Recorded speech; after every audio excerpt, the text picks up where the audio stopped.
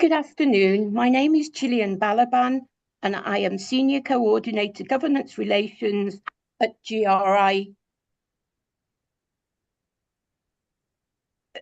Welcome to this meeting of the Global Sustainability Standards Forum, known by its acronym, the GSSB, held on held on 23 January 2025. This virtual meeting is being hosted from Amsterdam, the Netherlands. Please note that all public meetings are being recorded, and you can find the audio recording on the GSSB meeting webpage, along with high-level summaries of previous GSSB meetings. You can also find the slide deck to the meeting. Present from the GRI Secretariat today are Bastien Buck, Chief of Standards, Gelke Boutrago, Director, Sector Standards, Lisa van der Hoven, Manager, Sector Standards, and Natalia Abril, Senior Standards Officer. We will now start the roll call. Anna Nefedova. Present. Thank you. Anne Lindsay. Present. Thank you. Charles Chu. Present. Shalandra De Silva. Present.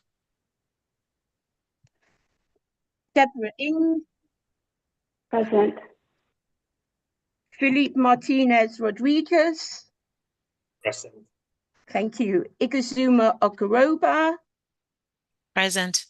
Jeff Robertson. Present. Rebecca Coriat.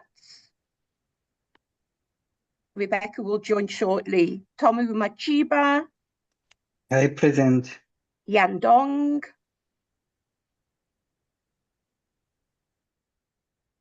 Yan is on the call, but may be having a little issue with her internet. Yes. Present. Yes. Hello, Yan. Present. Yes. Susanna Muscat-Gorska. Present. Thank you. And GSSB Chair, Carol Adams. Present. Thank you, everyone. GSSB members Galia Tisankova and Julia Genuardi sent their apologies. I will now hand over to the Chair, Carol Adams, to open the meeting. Thank you very much, Gillian, and welcome to all GSSB members, and a particularly warm welcome to our 5 new GSSB members.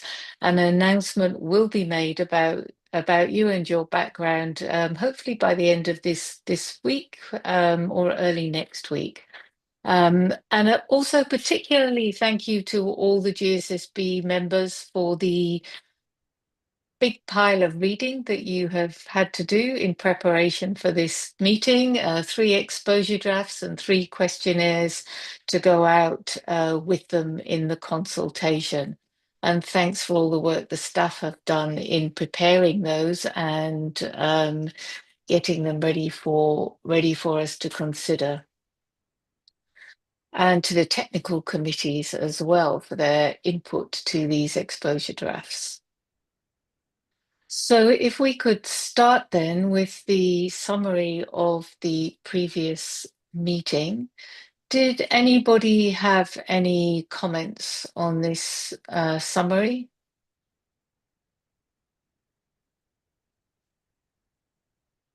I did have one point. At line 66, it says that further information on the options on the sector standards. There's a comment there about that. I think if we could be more explicit, certainly in the action list, that the ask was to look at the pathway of the 2 options towards the development of full standards. So if we could map those on the path towards the development of full standards, so we can get a picture of what stage they are in that process. Thank you. Are we happy otherwise to approve that summary? I see no dissent, so we'll take that summary as approved. Thank you. And so then moving on, we need to approve some more members or consider some more members and hopefully approve for the working group for the pollution project. You have all received the details of the individuals that are being proposed. Did somebody want to speak to these individuals, or are there any comments from GSSB members? No. Okay, we'll take that as approved then. Thank you.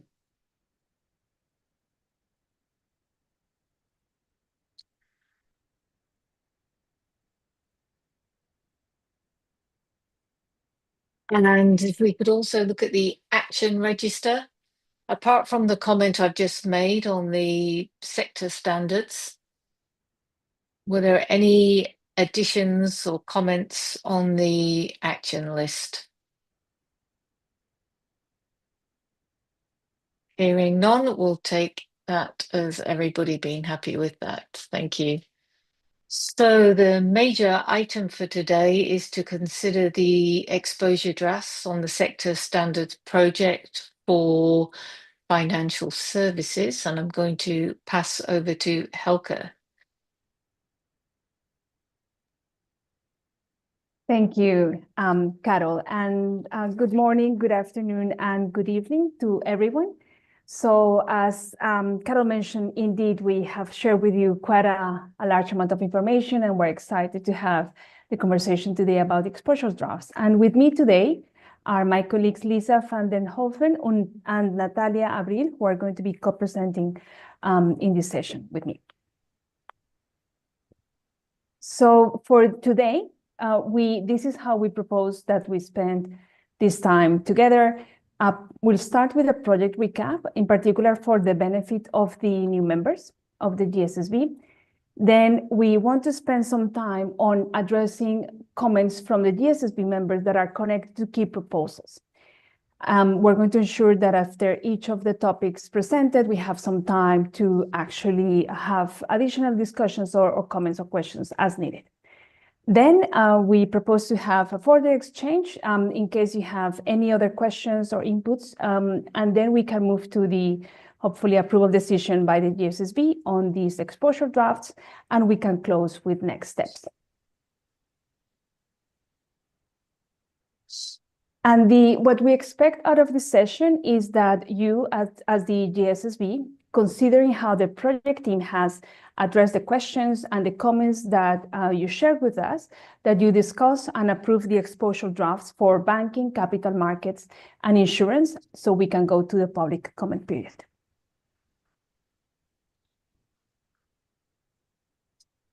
And this is just a summary of all the documentation that was shared with you in preparation of this session.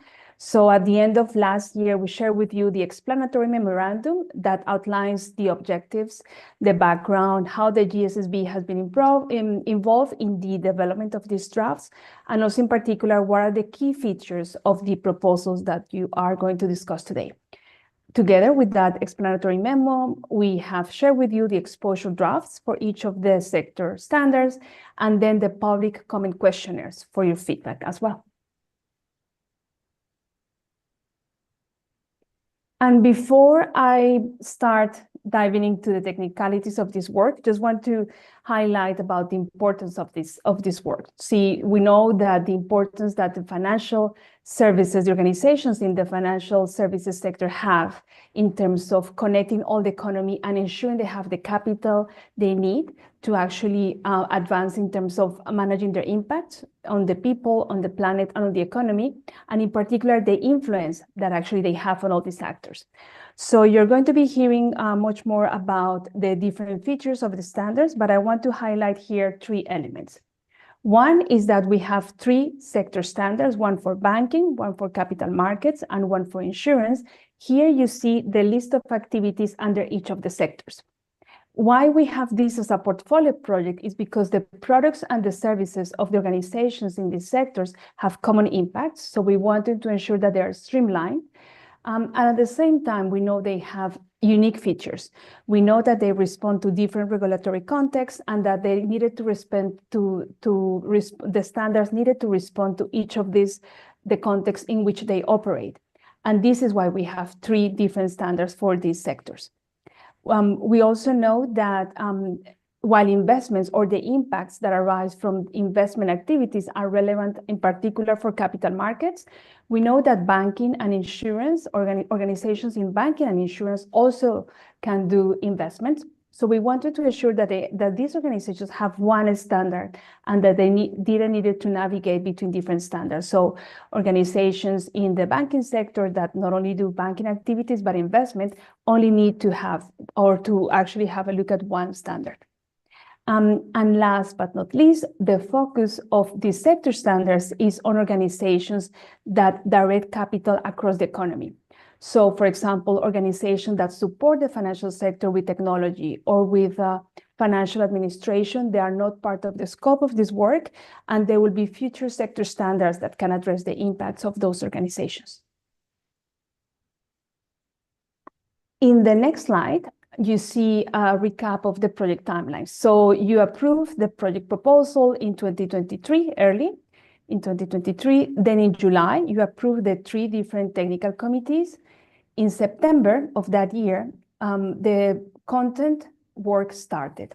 And so it's been 1.5 years that the technical committees have led the development of these exposure drafts. And what you're seeing is the consensus that they have achieved in the work of the past half a year. So after this, so we hope that after the session today, we can go for the public comment period that is expected to start early March, last for 90 days, therefore ending in end of May. And once we have then assessed all the input received during the consultation and reviewed the standard, we expect that we will publish the sector standard for financial services in the second quarter of 2026. So we have 3 sector standards for financial services, and we have 3 technical committees. So we have 14 members for capital markets, 13 members for banking, and 13 members for insurance. While they represent the technical committee in a personal capacity, you see here on this slide the organizations they are affiliated with, and therefore the breadth of their expertise and how the different constituencies are formed. This not only represents the different views from different points of views of financial services organizations, but also different views from different parts of the world. So, what is coming today is a global standard that has the input from all these experts. Something that was quite important is that since there are similar impacts across the different sectors, there was quite an effort put on cross-collaboration between the technical committees to ensure that there was as much a streamlined approach as possible, but also when there were divergences in the different approaches, that there was this was an intentional decision. These differences were brought back to the committees and then were either then further reworked for alignment or left as they were, because it was felt by the technical committees that this reflected the sector and its reality.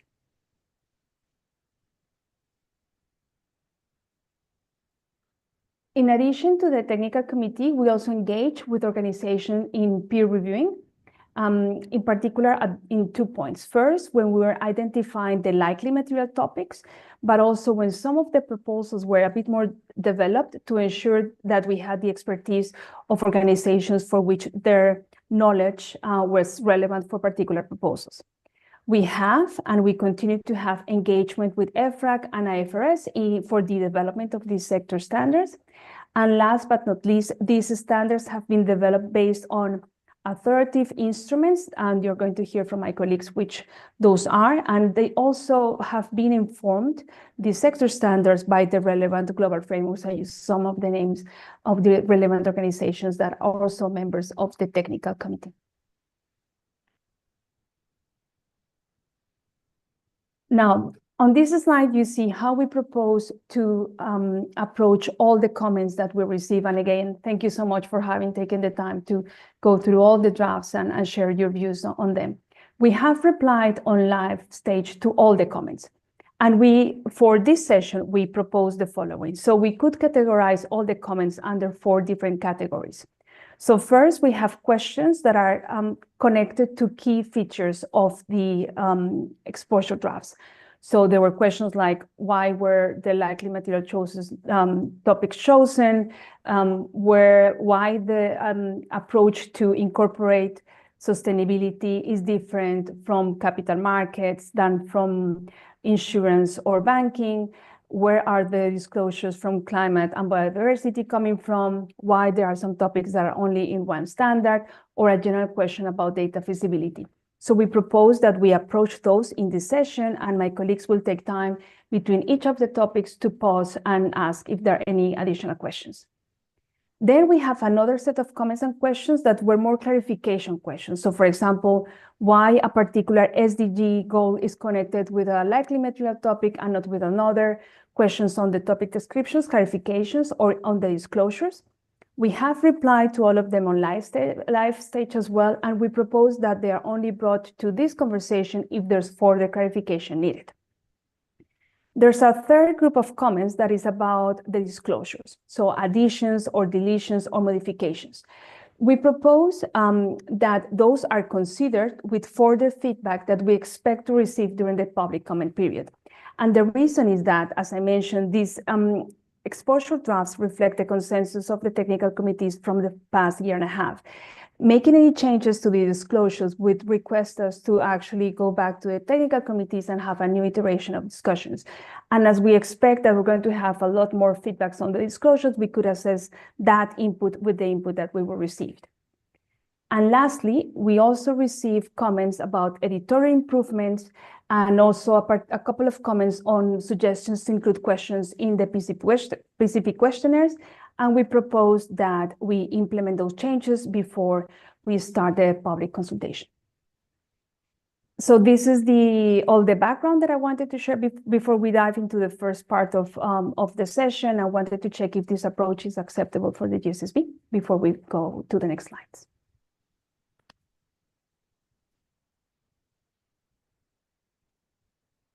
I think so, Helke. Nobody is saying otherwise. Perhaps members could keep in mind the points that they made on file stage, and if there are any points that they think are really significant, please consider whether you think they've been adequately addressed in the feedback from the Standards Division before we come to considering approval. Thank you. Okay, so then we can move to the next part, and I would like to give the floor to my colleague Lisa. Right, thank you, Helga. So in response to questions from some of the GSSB members about the proposed likely material topics and the rationale for either including or excluding certain topics, I will cover some key aspects of GRI 3 on material topics and their connection to these exposure drafts. So the likely material topics included in these exposure draft were determined using the principles outlined in GRI 3. And likely material topics represent thus the sector's most significant impacts on the economy, environment, and people, either through their own activities or their business relationships, such as those with investees. And in the GRI standards, materiality is determined by the severity and the likelihood of impacts. And the exposure drafts reflects thus topics that are commonly reported by financial services organizations, identified through input from the technical committees, the peer reviews, and also from research by the Standards Division. So including, for example, sustainability report, as well as sector initiatives. And the severity of impact is assessed based on the scale, scope, and irreversible character of impacts. So a topic might be maybe deemed material if its severity outweighs its likelihood. And connecting that to these exposure drafts, so for example, if an investee is involved in a significant negative impact, the topic can still be material to the financial services organization, even if that investee represents only a small portion of its portfolio. And it is also important to note here that sector standards support an organization's materiality process. So if a topic that is listed in the standard is not deemed material, organizations are expected to explain why the topic is not material, but don't need to report on it. And vice versa, organizations are also expected to report on any additional topics that are relevant due to their specific impacts or context, even if these topics are not listed in the standard.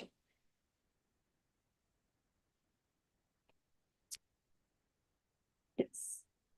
And GSSB member also raised some questions about the placement of the additional sector disclosures and how additional sector recommendations relate to topic standards.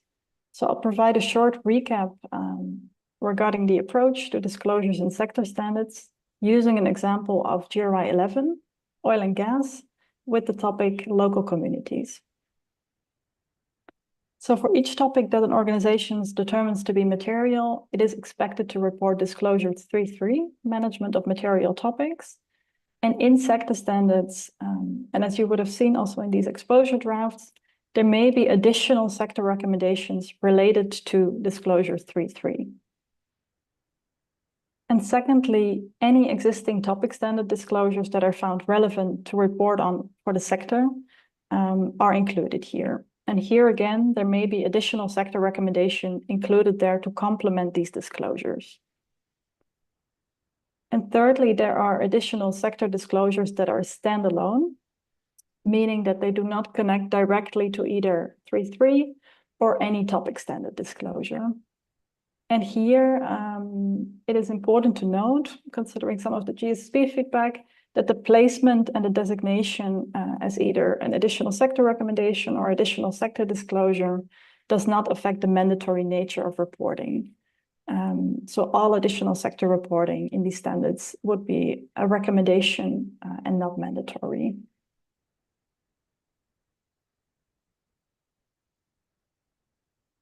Right, then now I'd like to go more into the content of these exposure drafts, starting with an overview of the key features. So first, the likely material topics. So a total of 22 topics have been identified as likely material for banking and capital markets, and 23 topics for insurance. And I will present the overview of all topics on the next slide. And 4 of these topics align with the current review of topic standards. So that is climate change and the 3 standards from Labor Set 1. So that's employment, remuneration and working time, and significant changes for workers. And these topics were identified as likely material because they reflect the sector's most significant impacts. That's both through their own activities and their business relationships. So financial services organizations have impacts through their own activities. Think, for example, about customer privacy and data security, and through their business relationships. And while business relationship encompass a wide range of actors, including, for example, suppliers, the exposure drafts place a stronger focus on the downstream impacts, particularly those arising from an organization's business relationships with their institutional customers and their investees. And this focus stems from the unique role that these organizations play. So by financing, investing, or ensuring activities and organizations, they enable various sectors to operate and therewith facilitating both positive and negative impacts. And that role also underscores the ability of financial services organizations to promote responsible business practices. And the sector's context is reflected in the proposed reporting. So the exposure drafts include disclosures that relate to the impacts through their customers and investees. And we'll look at that more closely today. And all the likely material topics also include additional sector reporting. And that's again primarily to address financial services organizations' impacts through their customers and investees.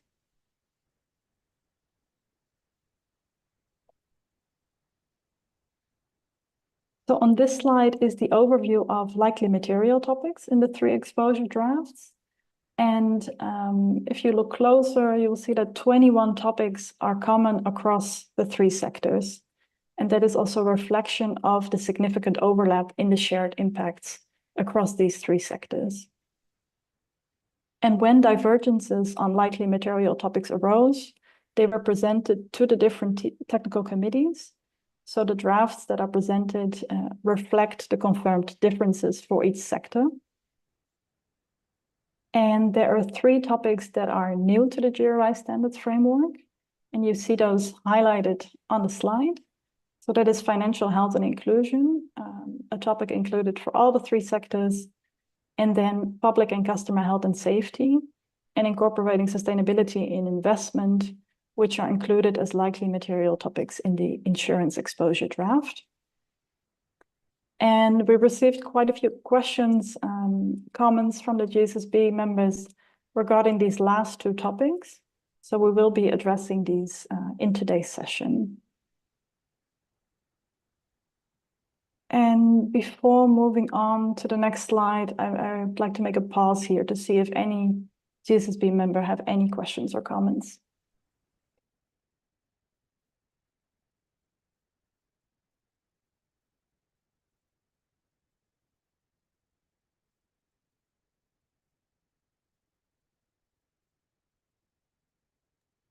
Right. I think you can go on, Lisa. Yeah, I think so. Okay. Right, then in the next 3 slides, we will cover the sections on incorporating sustainability and the impact from institutional customers and investees. And we received questions about the differences in these sections about across the 3 sectors, and also about the content of the disclosures.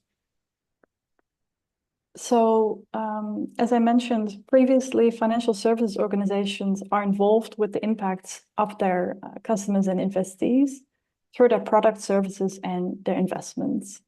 And with customers and investees spanning all sectors, transparency in how impacts are assessed and managed and how they are considered into lending, investment, and insurance decisions is critical for assessing financial services organizations' contribution to sustainable development. And to reflect this, all the 3 exposure drafts include additional sector disclosures, and those are positions before the likely material topics. And this also reflects that processes related to assessing and managing impacts often apply across topics or across groups of topics like human rights, for example. And the disclosures included complement GRI 3.1 and GRI 3.3 about how organizations identify and manage actual and potential impacts across their activities and their business relationships.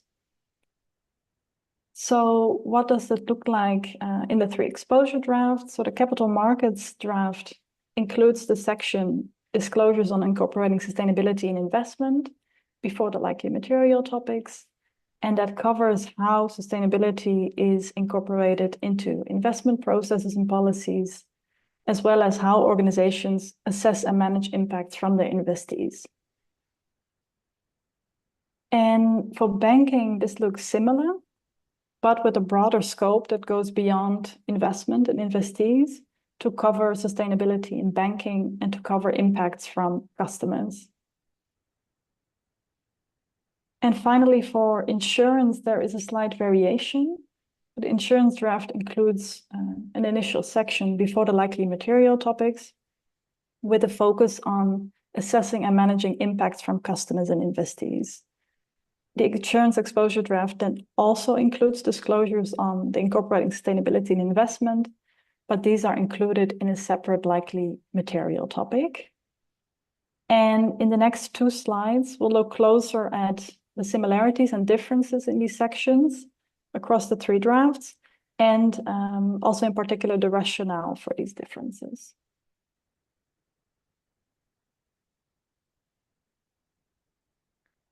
Okay, yes.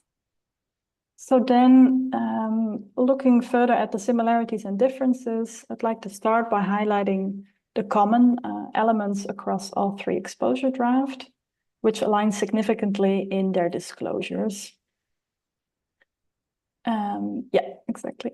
So all three drafts include disclosures on impact management, covering processes for identifying and assessing impacts from customers and investees at both the portfolio and transaction level.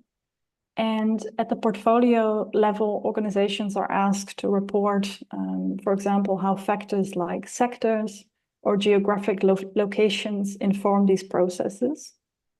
And at the transaction level, organizations are asked to report, for example, how processes vary based on factors such as investment size or business line.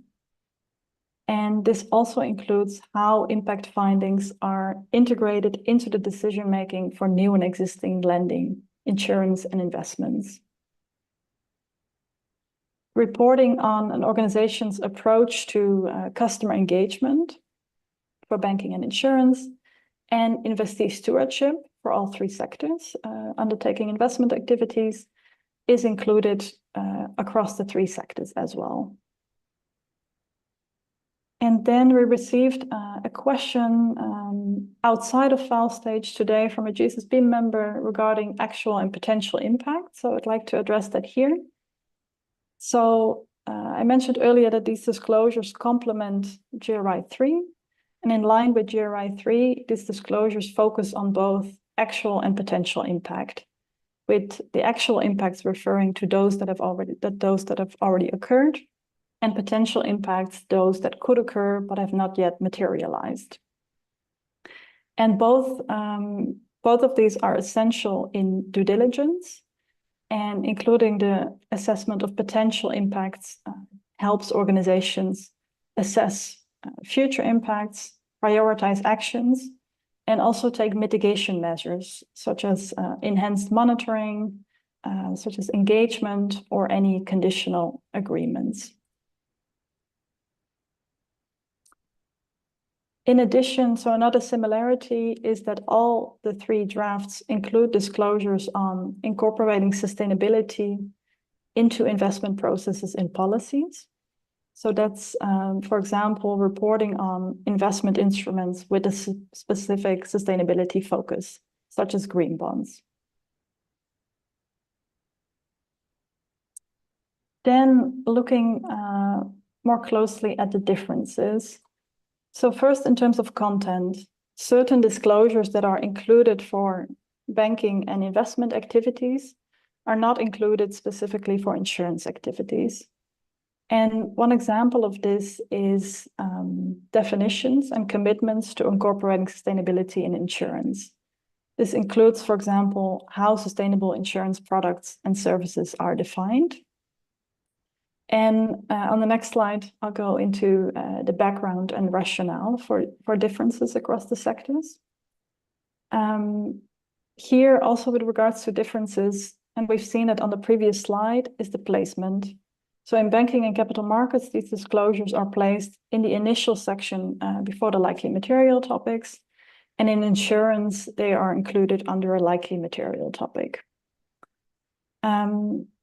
While the placement of these disclosures is different, as I mentioned earlier in today's session as well, all the additional sector reporting included in drafts is a recommendation to organizations.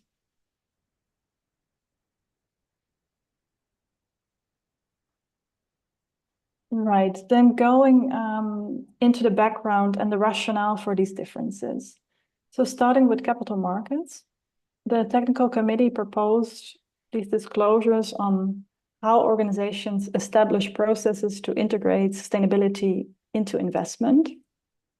And while many organizations may already report this under the GRI universal standards, the technical committees stress the importance of specifying these disclosures for investment processes, policies, and products, and placing them prominently before the likely material topic section, ensuring transparency on really the portfolio-wide processes from the outset. And the Banking Technical Committee aligned with this approach, considering these disclosures relevant not only for investment activities, but also for the banking activities, and reporting on how sustainability is integrated into banking processes and policies also aligns with common approaches in the sector. And then for insurance, the technical committee considered these disclosures relevant for their investment activities, but less relevant for their insurance activities. And here they noted that similar disclosures could be reported for their core activities under GRI 2. For example, GRI 223 on policy commitments, or in specific likely material topics. So that's, for example, reporting on insurance products and services aimed at remediating and recovering from the physical risk of climate change in the climate change topic. And given that investment is not a core activity for all insurance organizations, the disclosures are included in a separate likely material topic for organizations to report based on materiality. So in summary, for those 3 slides, so the sections share quite some similarity, but they are tailored to the needs of the 3 sectors. And the result of where we've arrived at through the process of many feedback iterations with the 3 different technical committees. And this proposal represents the consensus of each of the technical committees. For these sections and for this area, so it's newly developed reporting. So we do anticipate public comments on these sections, which could include feedback also on the streamlining of these sections across the sectors. There was quite some information, so I'll pause again here to see if anybody has any comments or questions on this.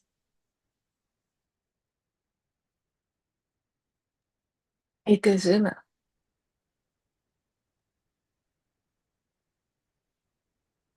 We can't hear you.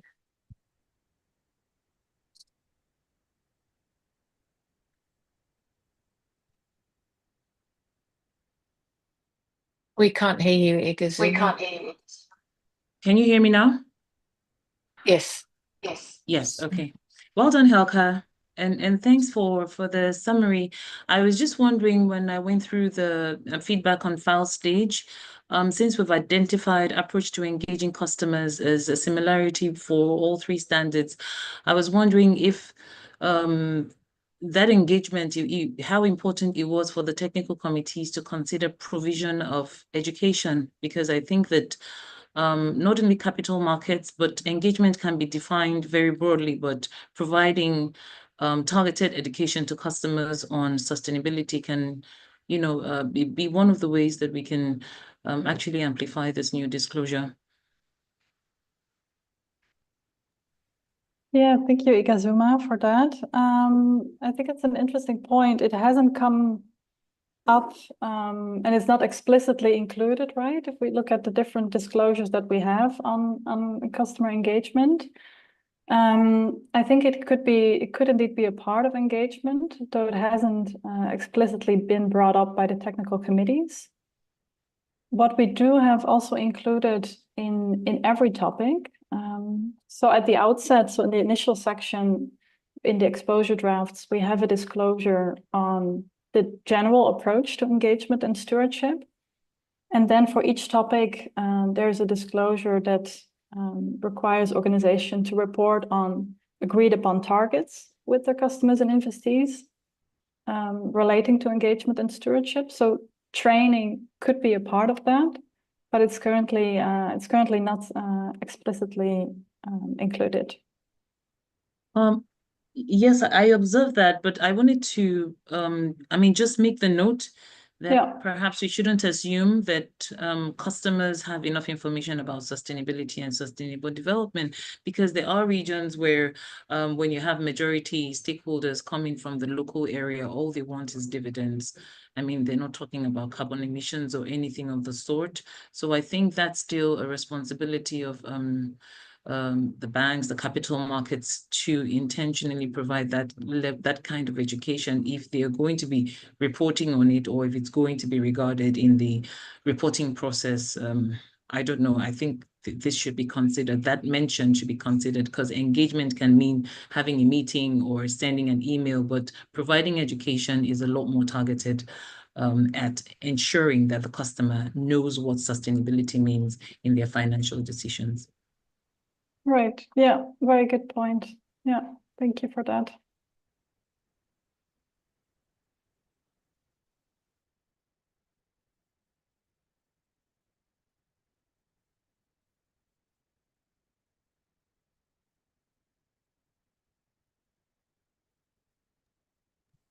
Carol, you're on mute. Unmute, yeah. Sorry. I was asking you to speak, Chalendra. No worries. Thank you, Carol. Thank you, Lisa, for that. I've been through the entire document. In the banking and the capital markets, I saw how you have requested, or the exposure draft requests for disclosures before the LMTs, the likely material topics. Just that it's not in the usual style of a GRI disclosure requirement, so it's easy to oversee. And I'm just wondering, is there a reason why it's kind of provided in a more of a or more of a guidance type of note, as opposed to in the usual style of a disclosure requirement? I think having it with some degree of the same previous styles of disclosure requirements might make it easier for reporters to see that and to report on incorporating sustainability in the investment decisions, for that disclosure to come out better. Right. Yeah, thank you, Shalenda. Actually, yeah, looking at the background of the development of these disclosure, one of the reasons for having the section before the likely material topics was actually to have like quite a prominent position in the standards. The disclosures themselves are all additional sector disclosures. And I think another reason for placing them before the likely material topic section is that these processes can provide further insights on how organizations assess materiality topics and impacts. So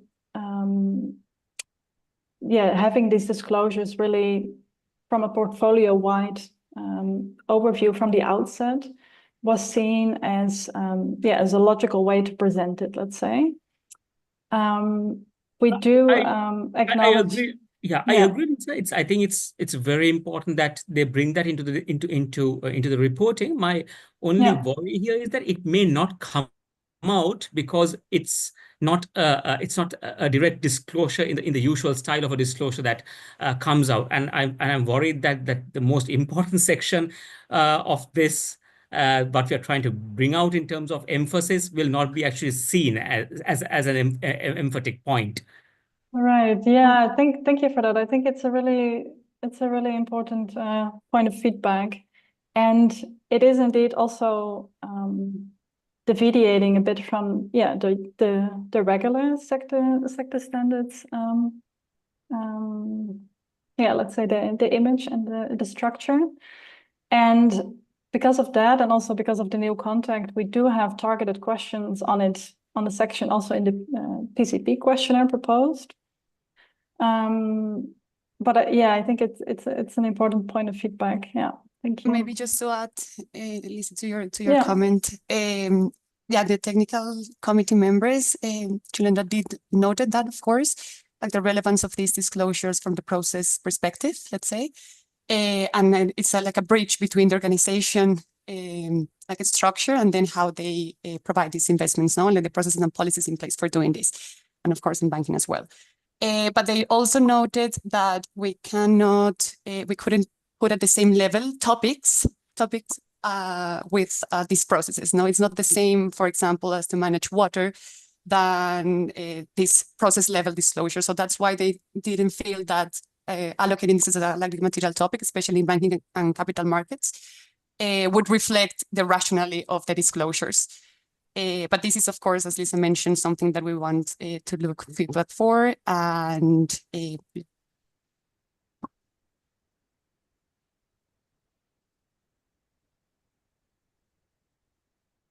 Okay, thank you.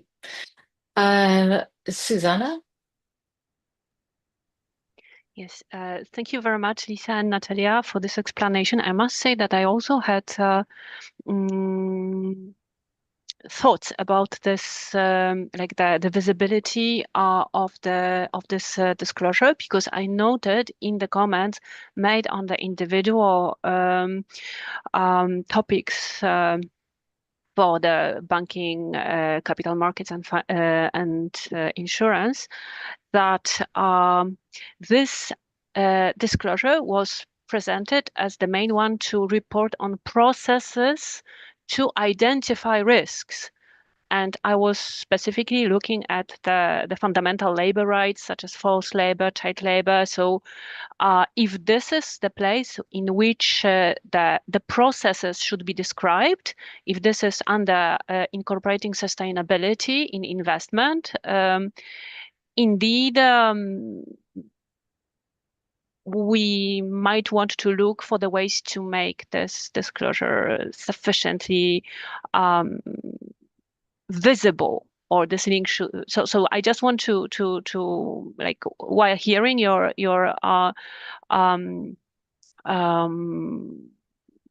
explanations, I still wanted to support what the colleagues already raised. Thanks.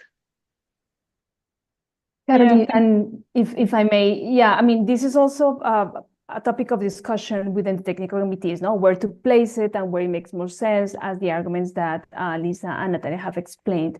I would like to suggest, because this is one of the topics that actually we would like to seek feedback from the public if we need to make changes to its placement. So I would suggest that we go to the public consultation with this proposal, and then we hear also other views, but also taking into consideration your thoughts about this, what you're saying. Basically, this is not getting the visibility that it deserves, given the importance that it has in the test, and that we see also other responses. Maybe there are also ideas that we also can develop while we go to public consultation to bring more visibility to this topic. Yeah, sorry, one final comment or reaction to this on Susanna's point. Thank you for sharing that feedback. I just wanted to add that as a background, we had also had indeed these discussions with the TCs, particularly also for human rights topics. So in terms of basically, should we repeat the same set of recommendations or disclosures in the different topics? And then there was a discussion, would that be applicable for all topics? Where would that fit? So now indeed the consensus was to place this rather at the outset in an initial section. But I think, yeah, it's really important feedback to consider. So thank you.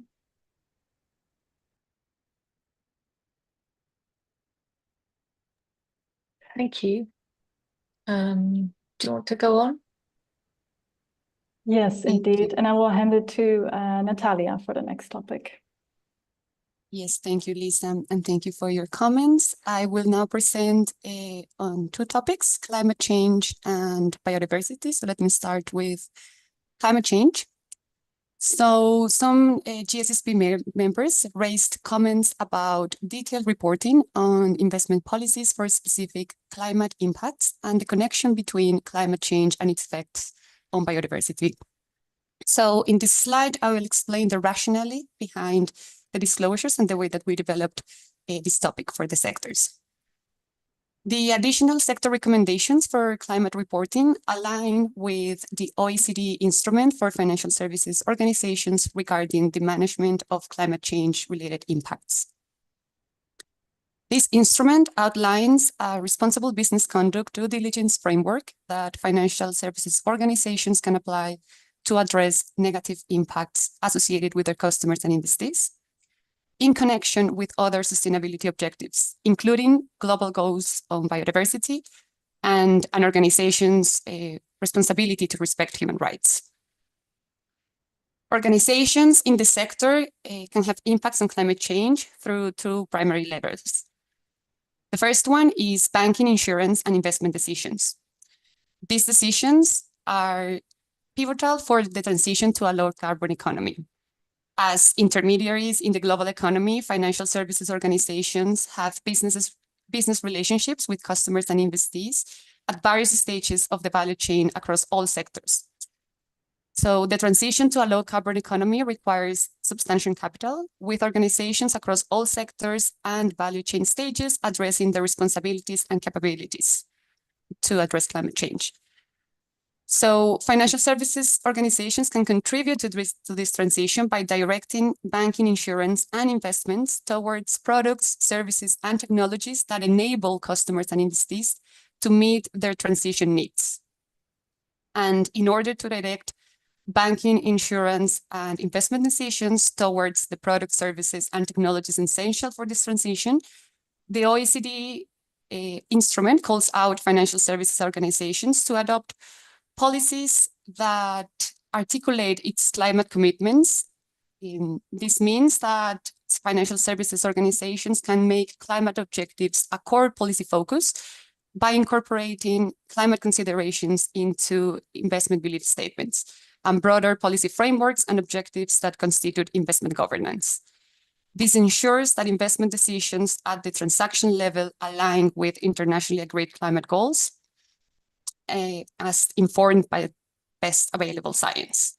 Particularly on this point, the IPCC's 6th assessment report explicitly states that new investments in fossil fuel infrastructure without proper carbon capture storage are inconsistent with limiting global warming to well below 2 degrees. Accordingly, the topic description and reporting highlight areas where banking, investment, and insurance decision can have the most significant impact. The second lever is the organization's role with regards to customers and investees. Organizations may negatively impact climate resilience by providing services to or investing in customers and investees whose activities fail to consider climate adaptation needs or exacerbate risks of climate change for communities, workers, and ecosystems.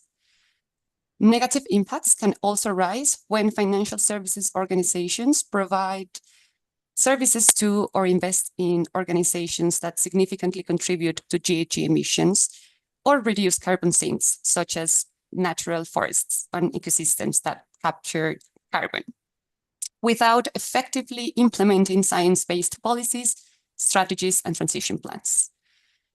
Thus, by considering climate considerations in the decision-making and identifying the most significant climate change impacts via their customers and investees, organizations can maximize their positive impacts and minimize negative ones. So the disclosures that we included in this standard aim to reflect this expectation and instrument of the OECD. And I'm going to pause here and ask for GSSB members if they have any questions regarding this topic.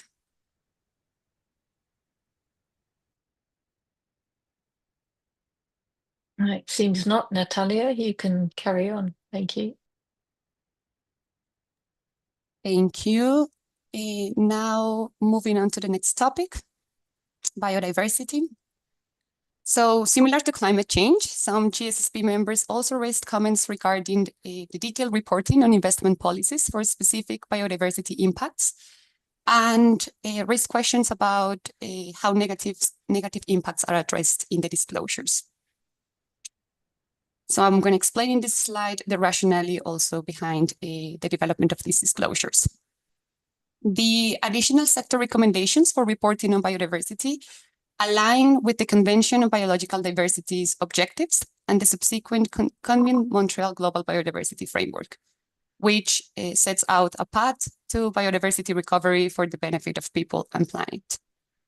Specifically, Target 14 of the GBF states or calls out the full integration of biodiversity and its multiple values into policies within and across all sectors, particularly those with significant impacts on biodiversity, progressively aligning all relevant private activities and financial flows with the goals and targets of this framework.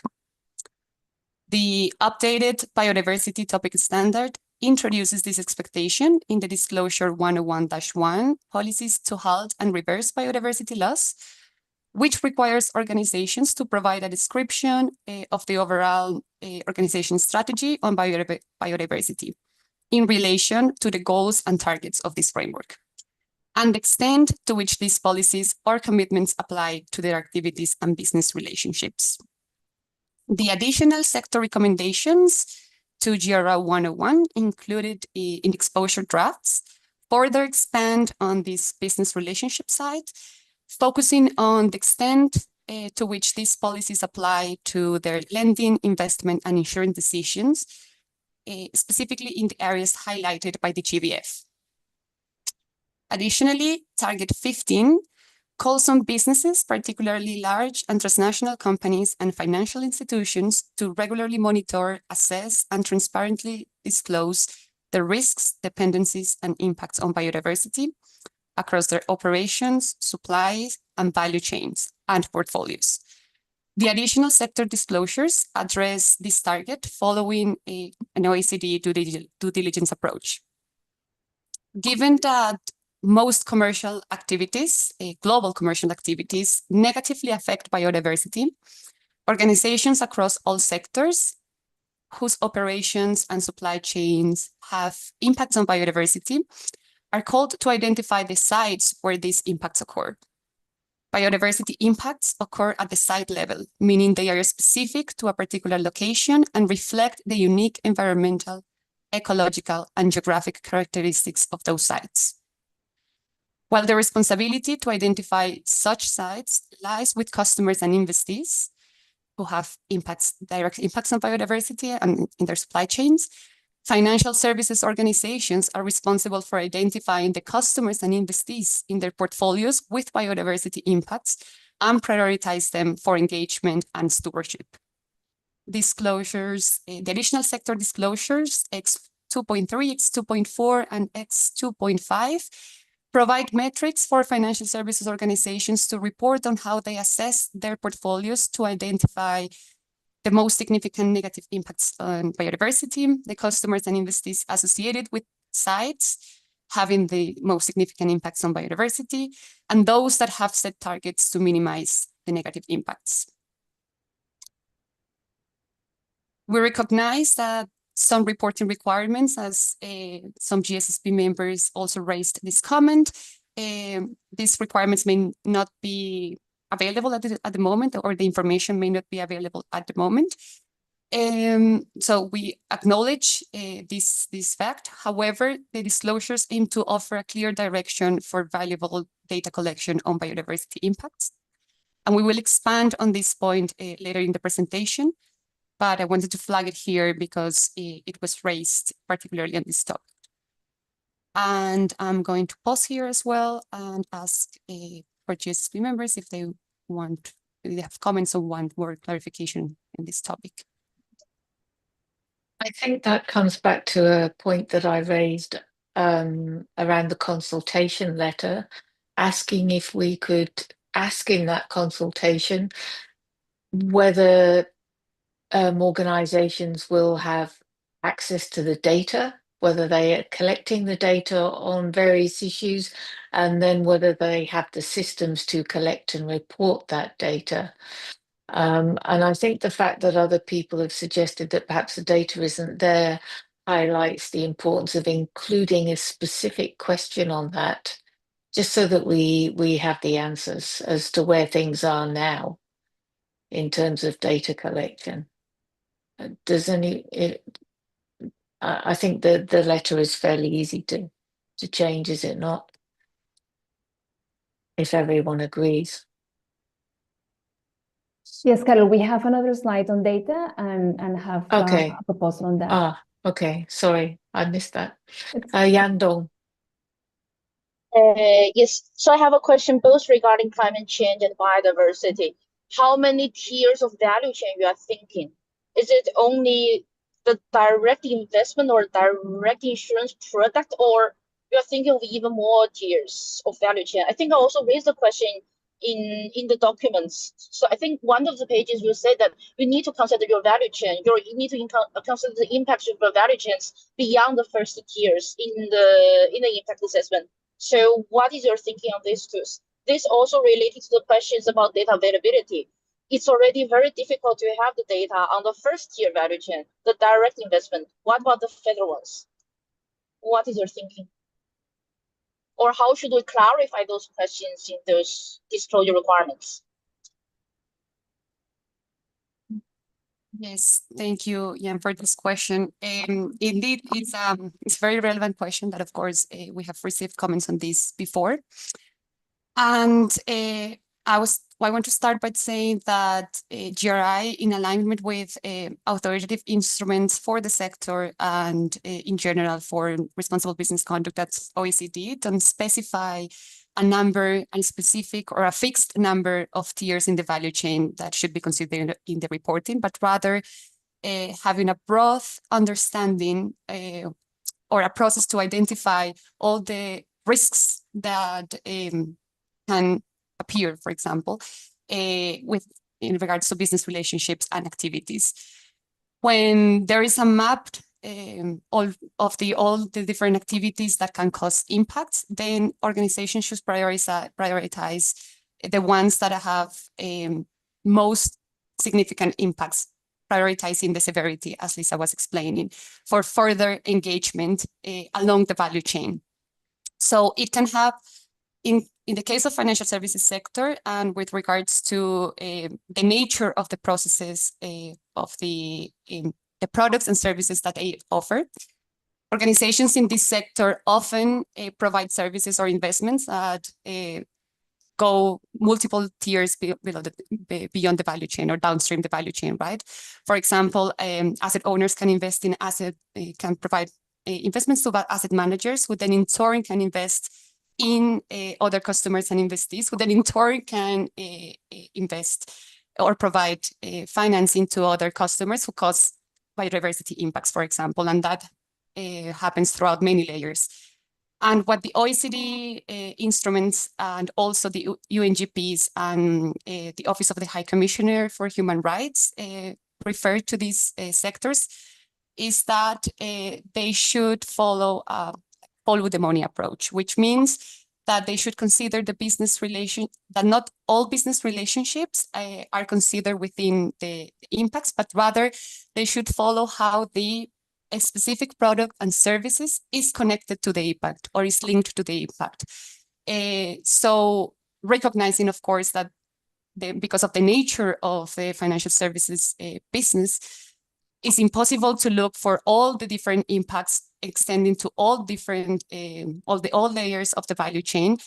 Then the idea is to have a process to identify all the different impacts.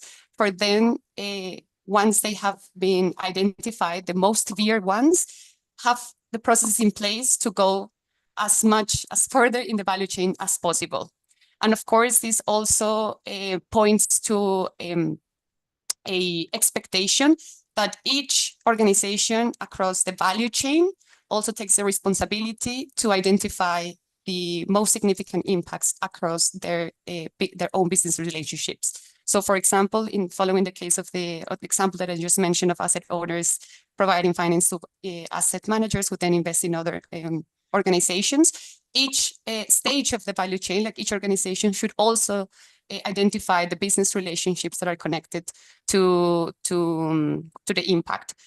And going back again to this, for example, in the case of biodiversity, the expectation is not to identify the impact itself of biodiversity, but rather they identify the organizations whose that have business relationships with the organization, who may be involved with these negative impacts, to then prioritize them for further engagement and stewardship, and not necessarily report on the impact per se.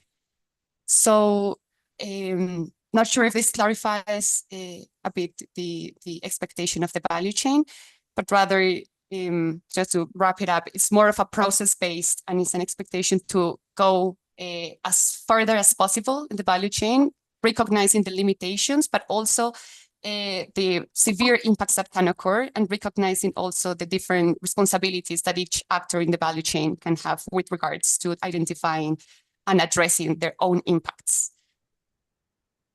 Yeah, thank you. I think this is a really nice explanation. It would be nice to have a little bit more guidance somewhere, so when the readers read it, could get a little bit more understanding of what is expected.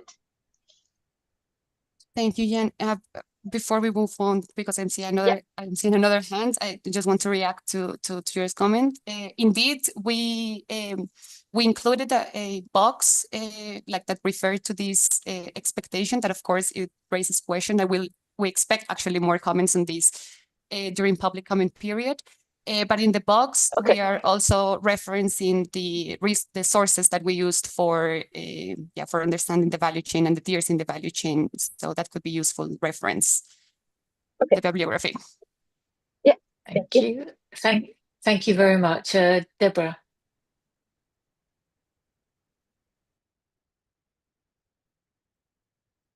Sorry, you're on mute, Deborah.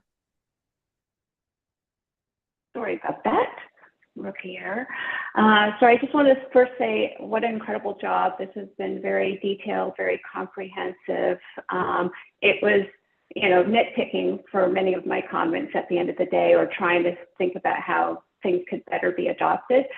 But one of the things that, when I think about supply chain as an investor, I think the supply chain also, you need to look at your investee company's supply chain, because that's where a lot of the other impacts are. And I don't know, maybe that's another layer deep where the company has to disclose its supply chain in order for us to understand our supply chain, our impacts through a investee company's supply chain.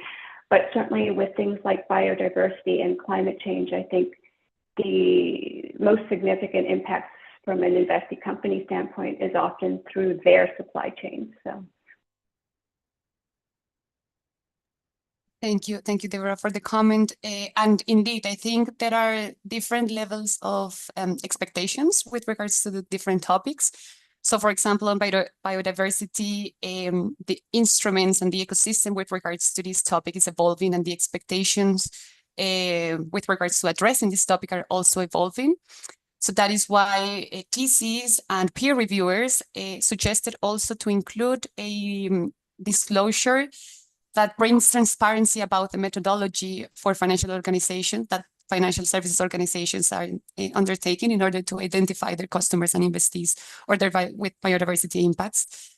Because currently this identification is based on estimates rather than a specific methodology. So that's why thesis brought to our attention that it was important to like for financial organizations to disclose how they are doing it, which sources they are using, like to what extent they are like analyzing the supply chain, for example, of their customers and investees where like most biodiversity impacts occur, right? But the expectation is not the same for other topics with this regard. So I think particularly in this on this topic, the disclosure on the additional sector disclosure on the methodology is key for financial services organization to identify their own impacts, and doing it in a way that also addresses or like points to where the most significant impacts are, rather than just in estimates, and encouraging for more data collection and bringing on more information with regards to this topic.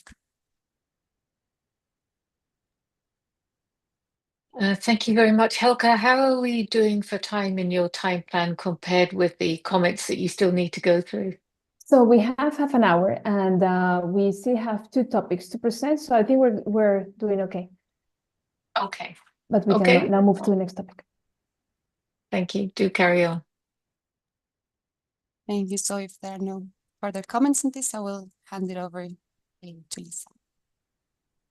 Yeah, thank you. So the next topic for discussion is public and customer health and safety. And some GSSB members raised questions regarding the exclusion of this topic in the banking exposure draft.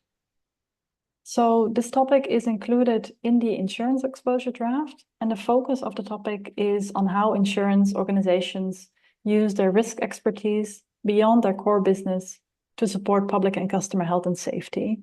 So, for example, through awareness raising of risk or through collaboration with stakeholders on disaster preparedness.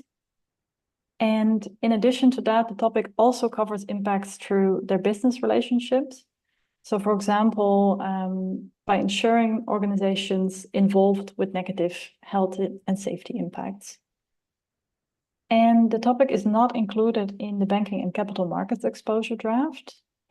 While the banking and capital markets technical committees recognize that this topic could be material for some organizations in the sector, or in these sectors, particularly for impacts through business relationships, so through investing or through lending practices, the technical committees have not identified this as a significant impact for most organizations in the sectors. However, as this is a divergence across the three sectors, the banking and the capital markets technical committees agreed to seek further input on the exclusion of this topic during the public consultation. So a question related to the materiality of the topic and also to related impacts for the sectors is included in the proposed public comment questionnaires. And based on the feedback that we received from some GSSB members through a file stage, we suggest to adjust the question in the banking questionnaire, as it was currently pointing more towards the impacts through business relationships. So to adjust that to address not only those impacts, but also a potential impact through a banking organization's operations.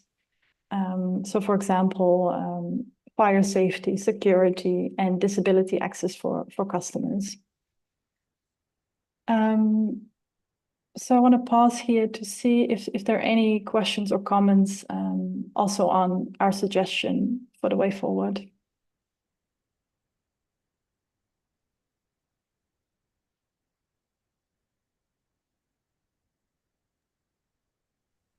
Any comments? I don't think so, Lisa. Okay. That seems like they're happy with that suggestion. Thank you. Great. Then another important point of feedback, and it was brought up by Carol under the biodiversity topic, concerns the availability of the data requested in some of the proposed sector reporting. And this was brought up indeed by several GSSB members, and it has also been a key topic in the discussion with the technical committees. And technical committee members have highlighted that many organizations in these sectors actually face challenging in identifying the appropriate data to request, to request from their customers and their investees. And to address this, the standards aim to outline clear expectations and really provide a structured framework to standardize data collection across these sectors to help address existing gaps. And while some data may not yet be readily available, this longer-term framework can support organizations in prioritizing their data collection efforts over time. And to assess the feasibility of reporting, we will gather further input on this during the public comment period. Each questionnaire includes a question on the feasibility of reporting. However, to address some of the GSSB comments on this and on the question that we had in the questionnaire, our proposal is to refine the question on feasibility in the questionnaire and make it more visible.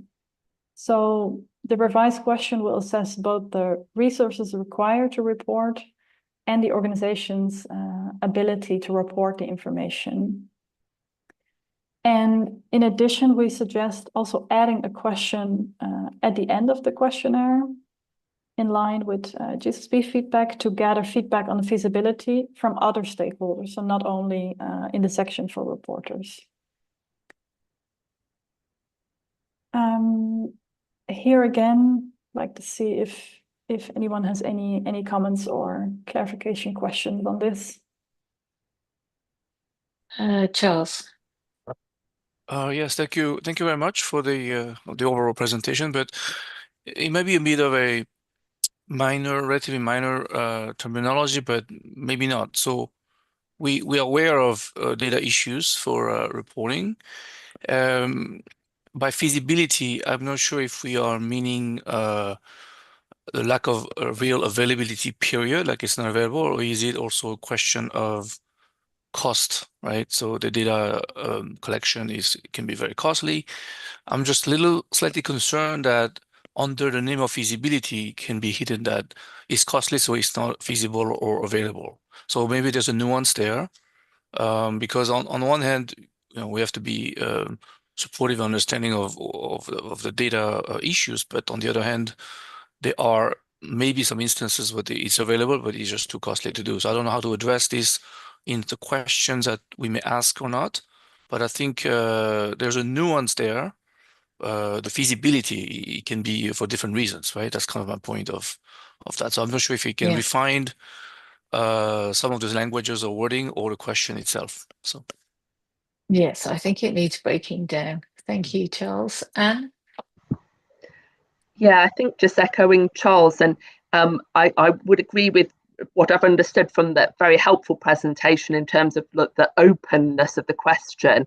I think what we don't want to just evoke, given the complexity that you guys have presented, is just a yes or no, especially when we see this as an emerging area where there will be some sources of data available for some of the respondents and the organisations. So I think just making sure that in your additional question that you're framing in a way that will get a bit more granularity rather than an automatic response.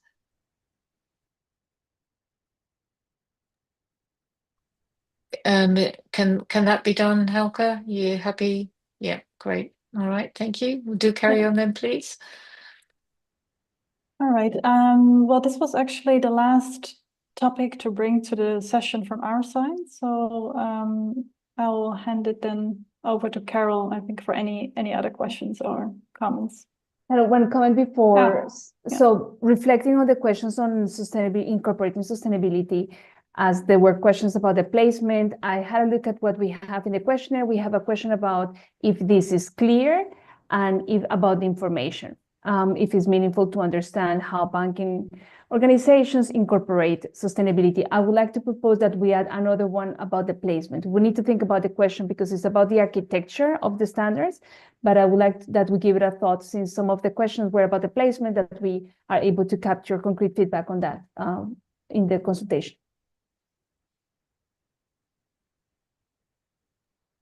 Can I just ask another question? Were the technical committee members happy that organizations in these sectors that will be using these standards will understand what we mean by the term sustainability?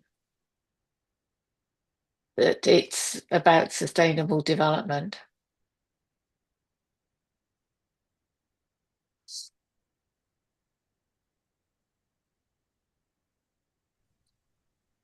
Does anybody? Lisa, you unmuted yourself. You want to give it a go?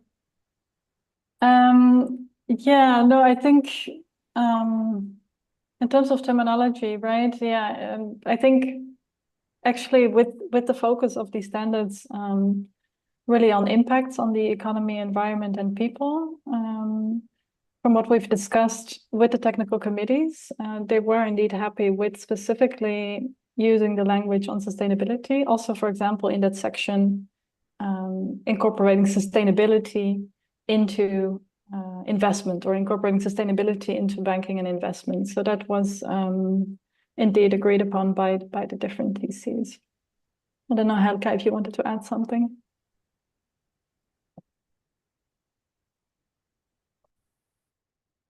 Thank you. Helga, just before I go to the discussion, and Charles has his hand up, is there anything else you want to say in response to the GSSB submitted comments? No? Okay, thank you. Charles. Yes, for the comment on the sustainability, well, definition, I think maybe for this industry in particular, financial or business sustainability could be distinctive from social, environmental, or planetary sustainability. I'm sure that it will be understood as the second one, but a lot of time there's a whole debate about which sustainability for whom, right? Obviously, so if we talk about the financial sector, then you're talking about investments. It could be easy to kind of go to the direction of understanding of this is a financial or a sustainability for the business.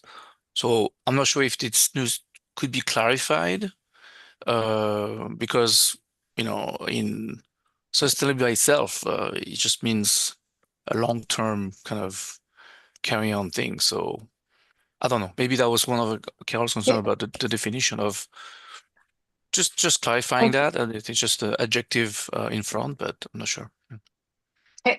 Can I just check in then? I mean, people who use the GRI standards are presumably using them because they're concerned about sustainable development and link that to a whole range of things, and also factors affecting the business, the organization, the bank, or the insurance company. But there are definitions in the GRI standards. Do you want to just elaborate on the link back to the universal standards and the definitions there that people will see when they read the sector standards? Helka, Lisa? So we have also, when we present these documents for the public comment period, we also have an introduction, we have frequently asked questions. I think we can then connect to, this refers to the impacts that these organizations have on the people, the economy, and the planet. So to make that clear, because there are other organizations that connect then to talk about the risks and opportunities from a financial perspective on sustainability. And I think just to add on that point, Helga, I think particularly in the capital market sector standard, in both the sector profile and the introduction to the disclosures or incorporating sustainability in investment, there is the narrative that the thesis brought forward to us with regards to how they're incorporating sustainability within their decisions on where to allocate capital as long-term value for the people and the planet. So there is a narrative that the thesis commented and provided feedback to it. Is really a good reference point with regards to the comments. Thank you. So we can open it up for discussion amongst the GSSB members now. And I'd like to particularly ask whether there are any concerns remaining from the points that you raised in writing on these exposure drafts in advance of this meeting that you think might stop you or raise concerns with you still about approving these exposure drafts? Are there any remaining concerns at this stage? So these would have to be significant points that you felt needed to be addressed before the consultation period started. Oh, I'm hearing nothing there. Are there any additional comments that GSSB members want to raise for consideration during the consultation period?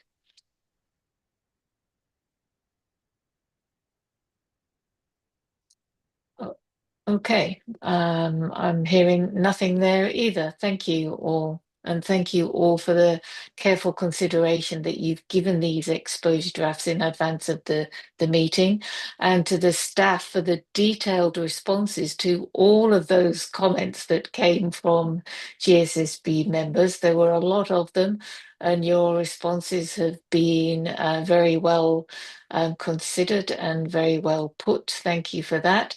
And thank you for your very clear presentations on how those comments have been dealt with and considered.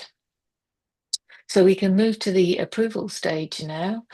And so the question in front of us now is, do we approve the GRI sector standards project for financial services? There's no dissent, and we've had the opportunity to comment in advance at this meeting and again just now. So I think we can take these exposure drafts as approved for consultation. Congratulations to all the staff for the hard work. We can move to the next slide then, please. Thank you. And thank you again for taking the time to have gone through the proposals. And now I would like to give the floor to my colleague Natalia, who's going to share with us what we have or what we are preparing for the public comment period. Thank you, Helga, and thank you, Carol, for this. So indeed, the project team plans to conduct the public comment period between March and May this year. The public comment period has 3 main objectives: to introduce the exposure drafts to global stakeholders in the financial services sector, to gather feedback on the applicability and relevance of the standards across various markets, including testing the scope, structure, and the proposed content, and to evaluate the feasibility of reporting across different industries, of course, including all your comments with regards to feasibility. To achieve these goals, we plan to undertake several activities aimed at engaging as many stakeholders as possible, and this is in motion already. So these activities include global webinars with GRI stakeholders to provide an overview of the exposure drafts. We plan to have regional meetings to engage reporters and other stakeholders across different markets. Additionally, we're developing country-specific engagements, recognizing the regulatory importance of the financial services sector to address unique country-level contexts. Also, we expect to dive deeper into the specific needs and challenges on individual sectors by having sector-specific discussions. And we plan to undertake individual outreach to key stakeholders and participate in events to promote the standards and build on the momentum of the exposure draft. We aim to actively engage technical committee members and peer reviewers and other stakeholders who have been involved during the draft development process throughout the PCP as well. And additionally, we plan to extend our efforts to engage industry segments and stakeholders that were not part of the draft development process, for example, development banks or reinsurers or brokers, and key experts on likely material topics that can provide further feedback on each of the contents of the standard. So, yeah, perhaps here just to mention that we will approach some of the members of the GSSB to support some of these activities and look forward to hearing from you also if there are some key events during this period that could help us amplify and reach more stakeholders with these proposals. We'd love to hear from you. Okay, thank you very much. So if there are anybody who particularly wants to get involved in any of these events, please do let Helga know. Okay, please continue. I think this is all from our side. Gillian, can you move on to the next slide, please? So is there any other business to be considered in this public session? Okay, then thank you. We will close this public session and remain online.